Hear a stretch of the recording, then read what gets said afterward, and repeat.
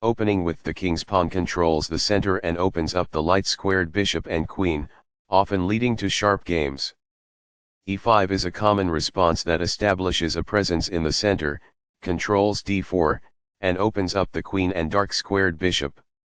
F3 develops the knight toward the center, attacks the e5 pawn, and prepares to castle. Petrov's defense immediately attacks white's unprotected e4 pawn, while ignoring black's unprotected e5 pawn. E5 captures the undefended e5 pawn and places the knight in the center, where it controls many important squares. d6 attacks the knight on e5 and allows the light-squared bishop to develop.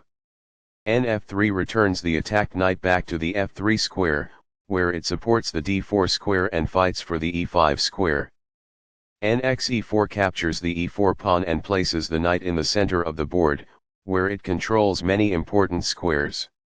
d4 takes space in the center, controls the e5 and c5 squares and allows the dark-squared bishop to develop.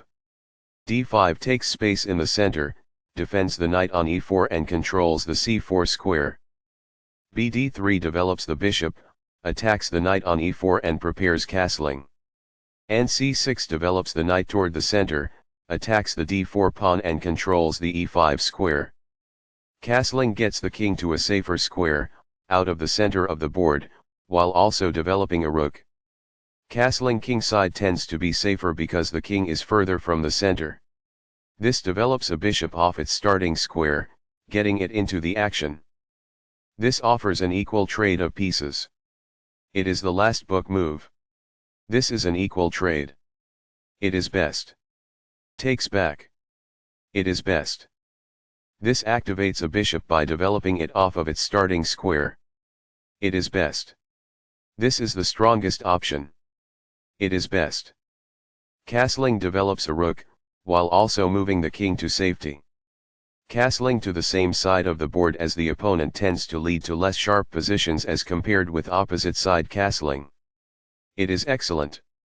This kicks an opposing bishop. It is excellent. Balanced. Neither player ever had an advantage. That game was pretty competitive. Both players had an amazing opening. That was an incredible middle game by both players.